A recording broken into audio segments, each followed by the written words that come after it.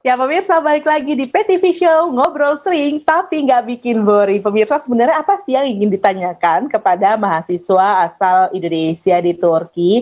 Selain memang ya bagaimana kemudian kehidupannya di negara orang yang kita tahu kita hidup di negeri kita sendiri aja kadang-kadang suka mengalami hambatan yang banyak banget. Sampai kita nggak tahu harus menyelesaikan problema yang mana dulu gitu ya. Apalagi mau memikirkan solusi atas satu permasalahan yang terjadi. Tapi berbeda dengan seorang Rais, meskipun berada jauh dari Indonesia, tetap memikirkan kemudian keadaan yang menimpa Indonesia, begitu ya. Ini tentunya adalah satu hal yang membuat kita semua khawatir gitu ya, kalau kondisi menyulitkan ini terus terjadi, kita tahu bahwa banyak sekali orang yang akan dirugikan begitu, apalagi mengingat keluarga Rais juga masih ada di Indonesia gitu ya. Nanti pun kita mau kuliah, kita mau menuntut ilmu sejauh apapun, yang akan lebih baik adalah kembali ke negeri kita sendiri lagi, begitu ya Rais ya. Nah, Rais, ini apa sih kemudian cara kamu begitu? Bagaimana cara kamu memulai kegiatan Ingat Berkah Berbagi ini? Artinya mulai dari penggalangan dana, hal itu tentunya bukan jadi satu hal yang mudah kan? Pasti kamu menemukan yang namanya hambatan, atau mungkin kamu juga menemukan yang ini aku udah ngajak benar-benar nggak ada yang ikutan nih. Pernah nggak sih hal-hal semacam itu juga kamu rasakan? Boleh diceritain. Jadi gini Kak, kalau misalnya bagaimana cara penggalangan dana, kita sebenarnya Ingat Berkah Berbagi ini benar-benar fokus dari Instagram dan WhatsApp. Jadi benar-benar ke media sosial dulu. Awalnya memang dari media sosial yang kita memposting-posting lewat Snapgram, lewat postingan Instagram, baru mungkin Snap WA, Snap WhatsApp gitu, Snap WhatsApp.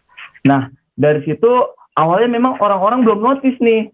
Mungkin masih bingung, ini apa sih, kayak gitu. Tapi alhamdulillah nih, akhir-akhir udah berjalan beberapa kali, itu orang-orang udah mulai kayak kita nggak perlu ngirimin broadcast lagi, nggak perlu ngirim Snapgram lagi, saldo itu udah masuk sendiri, donasi itu udah masuk sendiri. Jadi orang tuh udah trust gitu, udah percaya, karena memang kita benar-benar nggak, dari donasi yang terkumpul itu kita sama sekali nggak mengambil sepeser pun. Jadi teman-teman ketika akomodasi pun, ketika perjalanan dan lain-lain, itu benar-benar pakai uang kita sendiri juga. Jadi seluruh donasi itu full memang untuk didonasikan kepada masyarakat, juga kepada yatim piatu, kayak gitu.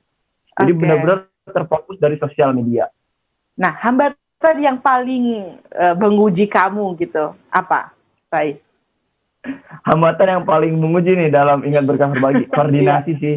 Karena kayak aku kan ada di Turki, terus teman-teman ada di Indonesia. Jadi koordinasinya terkadang miss gitu loh. Terkadang kurang koordinasi gitu, dengan segala kesibukan dan lain-lain juga, pasti kan kita punya kesibukan masing-masing juga nih. Terus akhirnya akunya sibuk yang lain, terus kadang jadi kelupaan sendiri, koordinasinya jadi kayak kurang ada lah gitu antara kita dengan teman-teman. Nah sejauh ini sudah ada berapa orang yang tergabung di Ingat Berkah Berbagi, Rais? Alhamdulillah sejauh ini sudah ada belasan sih, masih belasan, karena memang kita terfokus di Jakarta dulu, dan itu benar-benar teman-teman itu yang mau gitu, yang mau bergabung. Tapi kalau misalnya ada teman dari kota lain mau ikutan juga boleh. Jadi sempat juga kita ada teman dari kota mana nih mau ikutan berbagi, yuk kita bareng gitu berbagi gitu. Oke. Jadi siapapun sebenarnya bisa ikut kegiatan.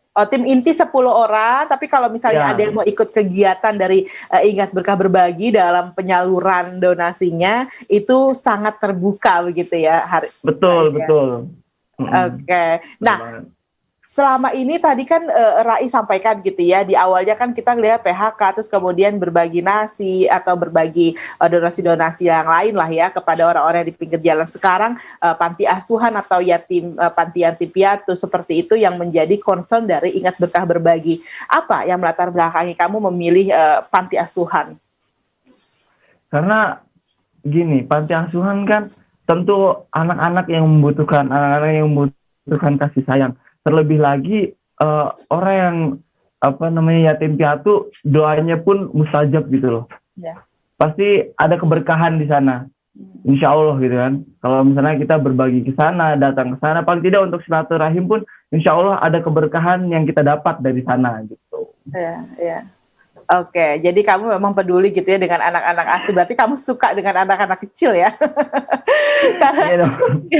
sangat suka gitu ya, karena memang itu harus lahir dari hati, di mana hati kita kemudian mencintai adik-adik dan kita peduli terhadap kondisi asuh para adik-adik kita yang kita tahu juga pemirsa mereka selalu membutuhkan pertolongan kita dan itu yang melatar belakangi dari Rais.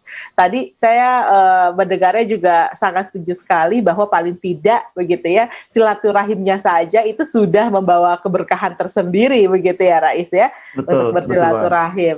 Oke, ini saya doain dulu deh semoga nanti komunikasinya jangan putus-putus lagi gitu ya karena harus koordinasi itu hal yang penting sekali dalam manajemen apalagi sekarang sudah ada amin. beberapa open donasi, sudah lahir batch-batch selanjutnya sehingga kamu sangat membutuhkan yang namanya koordinasi. Begitu ya Rais ya. Nah, Betul Rais, banget.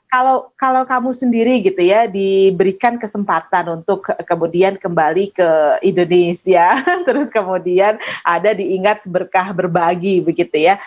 Kemana lagi kemudian kamu ingin ingat berkah berbagi ini ingin kamu bawa kemana? Aktivitas apa lagi yang kemudian ingin kamu adakan di ingat berkah berbagi? Tentunya selain tadi ya penyaluran donasi, ada nggak program-program yang menjadi cita-cita kamu untuk membesarkan ingat berkah berbagi ini? Oke, ini Kak.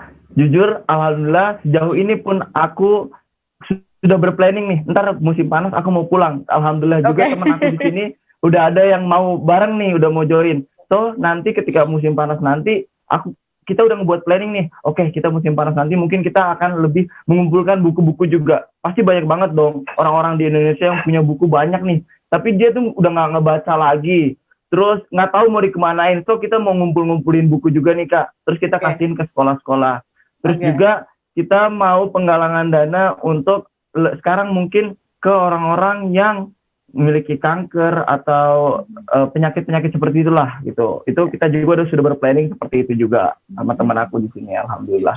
Jadi insya Allah nanti musim panas pun kita pulang ke Indonesia tetap nih kita udah berpikir ntar kita ke Bandung, ntar kita datangin rumah-rumah orang untuk kita ngambil-ngambilin bukunya, untuk kita ngambil-ngambil donasinya. Kayak gitu kita sampai berpikir seperti itu.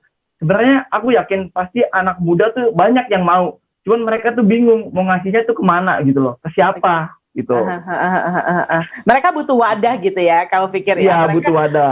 Mereka memiliki keinginan, mereka memiliki kepedulian yang sama, tapi mereka bingung wadahnya di mana ya, sama siapa yang bisa dipercaya gitu ya, Rais ya. Betul banget. Betul banget. Terus juga aku berpikir kayaknya mungkin selain buku-buku, ada juga kita bisa ngumpulin baju-baju bekas gitu. Yang masih layak pakai lah.